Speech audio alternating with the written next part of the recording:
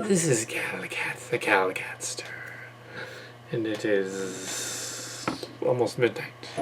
It's 11:36 on the 24th, and I have just binge watched the entire Masters of the Universe Revelation. Kevin Smith's Masters of the Universe Revelation. Now we can reveal the things.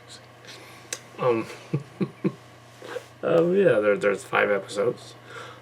They're about 25 minutes long each. And it is a sequel to the 1980s cartoon series, done as sort of an adult themed sort of Lord of the Rings meets Dungeons and Dragons meets a number of other things. It had nothing to do with writing the He-Man show. It's just that on the same wavelength. And there were a couple of times when the Kevin Smith people were putting together the He-Man show. Kal Kat happened to be on the live blog. So they were revealing some stuff that we couldn't say. So we didn't give away anything. Back then. Now that was in production in 2019, but the COVID-19 virus pushed everything back. And yeah, a lot of these shows have similar plots because, cross-pollination. Fan stories that inspired those are the same fan stories that inspired Kevin Smith, his creative team, doing this He-Man show, which is clearly heavily influenced by fanfic, heavily and slash, spoilers, yes, spoilers. The show, just so I'm sure Council of Geeks and Jesse Ginger and many of those others will be doing reviews of this, saying, "Oh, they kept implying it was coded, not saying anything." Yeah, they did that with this one too. All Transformers Mush, though, didn't imply it. It went there several times, so we did go there. Like the Loki show implied it, but didn't actually go there. And this one kind of did the same thing the Loki show did. Implied it, but didn't quite go there. Didn't quite, although technically Sylvie is a trans character. She becomes a woman Loki. So technically.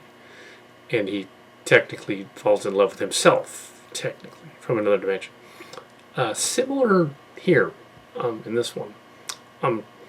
But in different ways. They just didn't want to come out with it. They kept saying the secret He-Man has kept all these years is a secret in there. It's implicit in this story, especially in the last episode. Totally.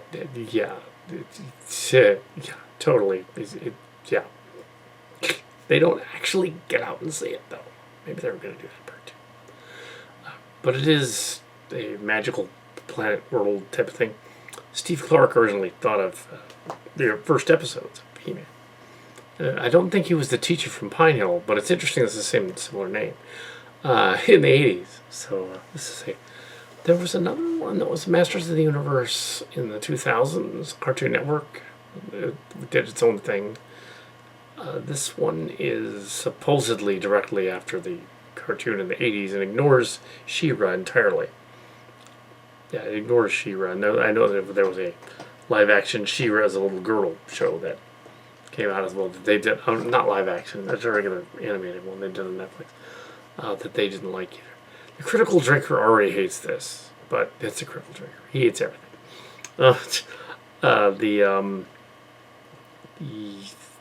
I'm sure the bots have flamed the Rotten Tomatoes and given it 37%. All the critics, though, that are real critics, have given it 89%.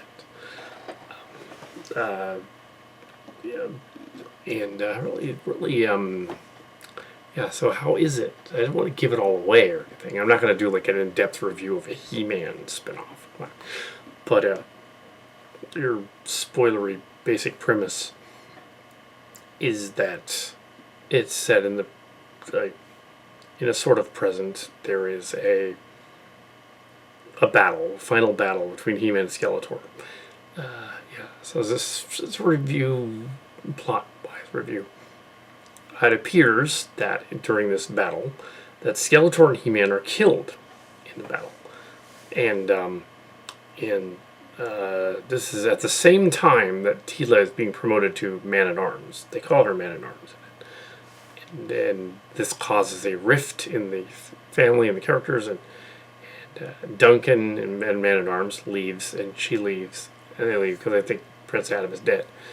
It's revealed at the last minute that Prince Adam is He-Man, and that Randor's the Queen knew.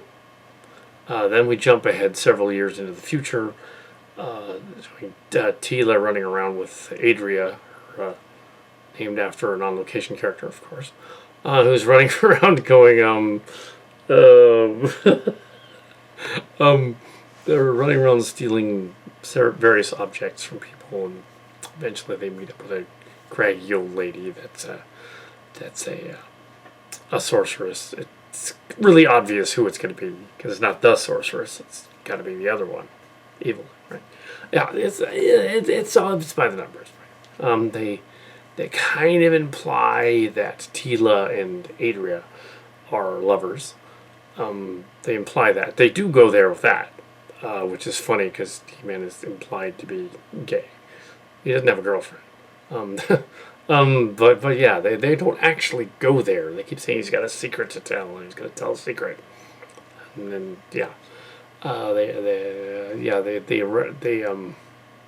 they show flashback sequences to classic episodes, the Merman episode, the fight on the castle wall episode, the other one. They have Cyclopsian, the Cyclops guy, has created a cult of characters, computer characters like Borg. And they have these Borg characters. It's very similar to that game that's on the PC with the little invaders, and the Borg people, and he's like assimilating people. And it's Borg. Right out of Kal Kat. It's a Kal Kat episode right there, about the Borg cult. Yeah, but they're basically Cillian overlords, and the Masters of the Universe, they were overlords. It's a realm, silly Trek. It's related. Just it was a Star Trek Eternia, right? And then you have All Transformers Mush, which is a Transformers realm, a multiverse type of thing going on in that one too. So everybody likes a multiverse. So yeah, it's very, very Marvel-y multiverse. So we have, oh my goodness, so they have to go on a quest to go to the Merman land and then go to the underworld. Very, very, very much Dante-esque kind of thing going on. Go to the underworld and then go to heaven. It's both, they go to hell and they go to heaven. So it's very much a classic hero's journey story. And if they're 25 episodes apiece, then it's a little over 125 minutes. Something like 115 minutes altogether. So it's a little over. It's 2 hours and some minute, 40 minutes, something like that. But it was easily watchable and all the way through. Thankfully, Kevin Smith did not do the action sequences because he can't do those. The dialogue is very much Kevin Smith. There's even and Orko is dying. He has to go with him too. And Duncan joins Teela, and the sorceress is dying, so they have to go to the Netherworld. So we're giving away plot points in the story. But those of you that are annoyed by the show's premise and doing that, they do bury the gay literally and send him to the afterlife. Yes, they do. And then he has to admit that he's, tries to admit who he is in the other universe. I won't give away the ending. I will save the ending, so you have to see all the way up to the ending to see if they get out of the afterlife, because I don't want to give away the ending. So I'm not going to. I'm not going to do a future review where I give away the ending. I'm just going to tell you about this review, what all my first thoughts on this film, this miniseries, basically. And so that's it was. Although it does have because they didn't literally come out and say He-Man's gay. They didn't come out and say it. They skirted around burying the gay. by doing it. So, in the netherworld part, which I won't give away what happens after that. I won't give away the twist. There is a twist. It's not a Shyamalan twist. It's an interesting one. But clearly they're in a magical realm, so yeah, it's sort of like they remade the He-Man movie, only they made it in Eternia and made it cool. The Master of the Universe movie back in the day. Yeah, so actually it was quite watchable, except for the coding that was all over the place, which probably annoyed the hyper-conservatives. They're like, oh no, the coding's everywhere.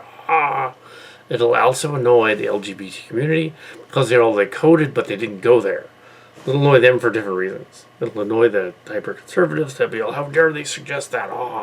It'll annoy the LGBT community, especially Council of Geeks. I think they'll be very annoyed.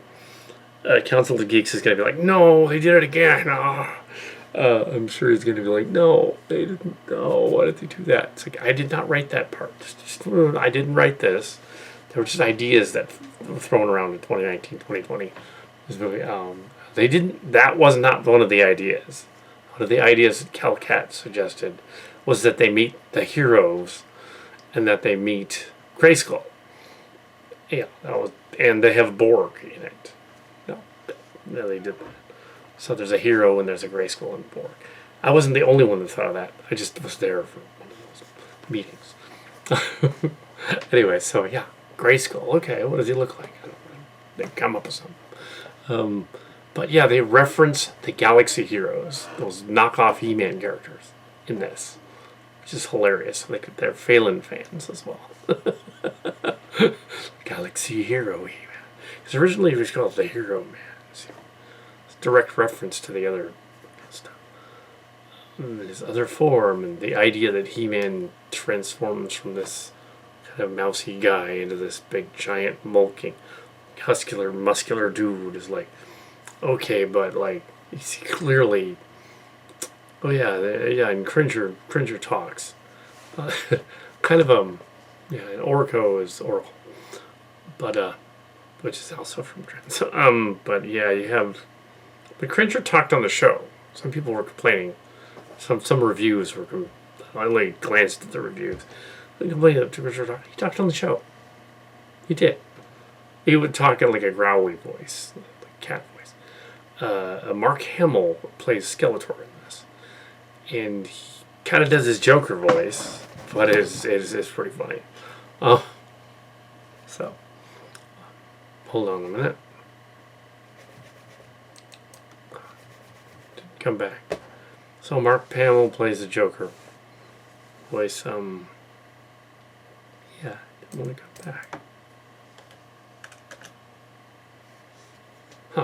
Well, anyway, so I'll just keep going.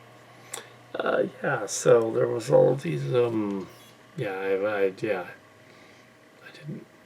cry havoc and let loose the dogs of war. They have a lot of stuff in there that's right on the same wavelength. I understand that some, if there are diehard fans for this show, can't imagine, they would be in their 50s, obviously. I can't imagine that they would be all that sad about it. I think they think it was cool, just because, well, they go there, but they don't. They go there in terms of the story. It's an action story, and they go there in this fun, snappy dialogue and stuff. And it's an update, and but yeah, it's some of them were complaining that, oh, it's too much of the girls doing stuff and fighting and everything. And if they're complaining about that, that's dumb. If they're complaining about the the women warriors got to fight more in this one, it's like, well, why not? What's wrong with that? Nothing wrong with that. I mean, I half expected Teela to become the new He-Man and have the sword. They haven't done that. They didn't do that, but no, it's just yeah. So it's like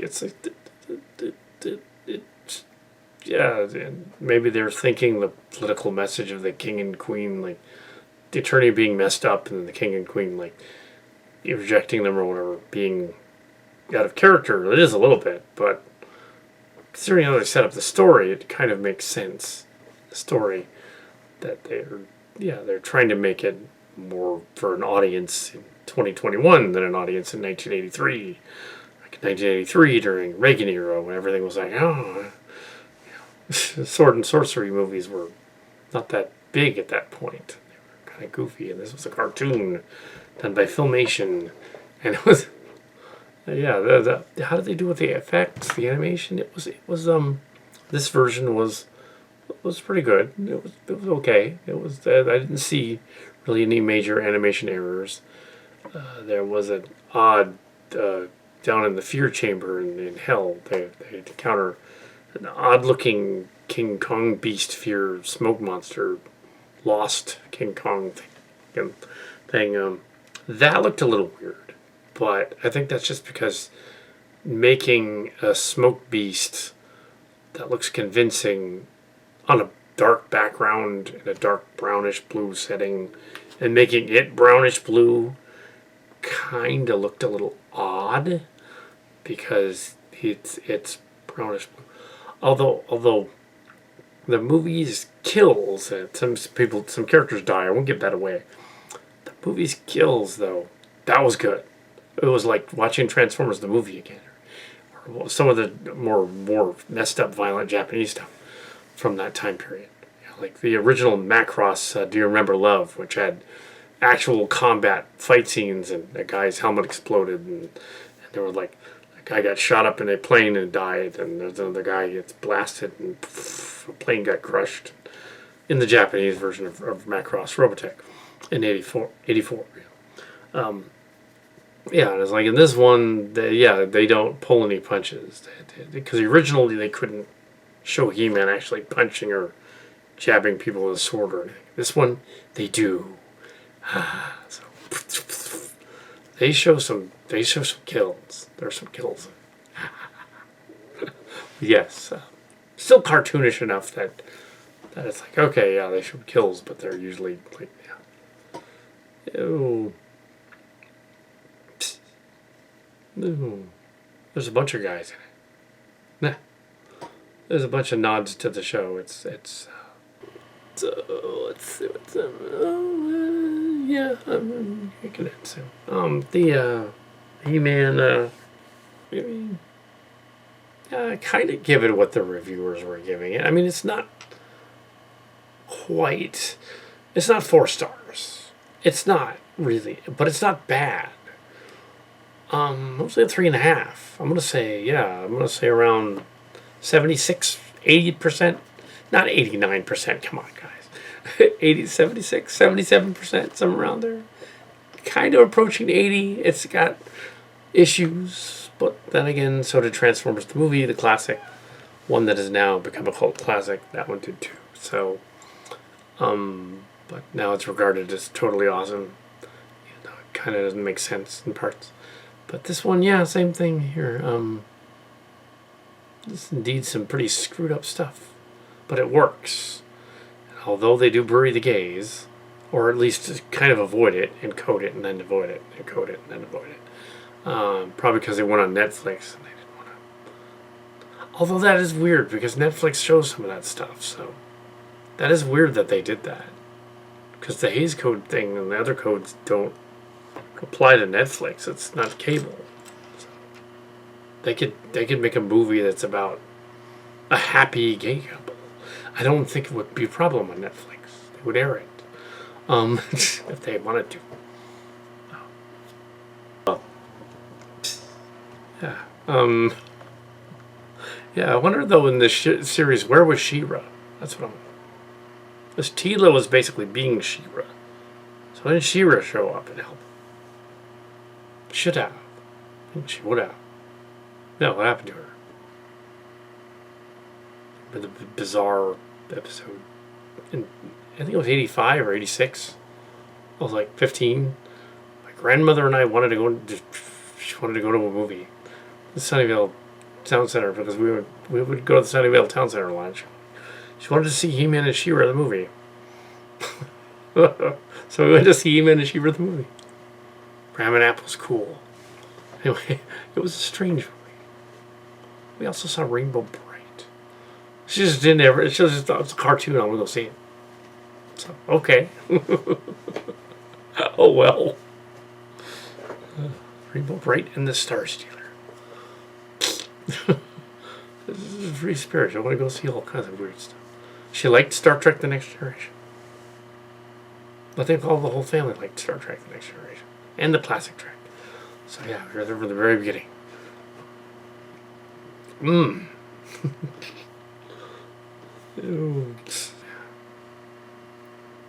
Anyway, yeah. So there's coding in the He-Man movie, and it's freaking out it's freaking out the neocons, and they probably didn't see the show. They're just freaked out by the commercials. They probably didn't watch it. So if they did, they'd be they didn't really mention anything. But of course, they want to have controversy that doesn't really exist, so they're freaking out. Controversy that doesn't exist. So hope that clears that up. Anyway, He-Man. The Masters of the Universe, a revelation. Kevin Smith and group, pretty good job. Yeah, 77%. It's not bad. Out of a possible 100%. Not bad for a season 1. Yeah. So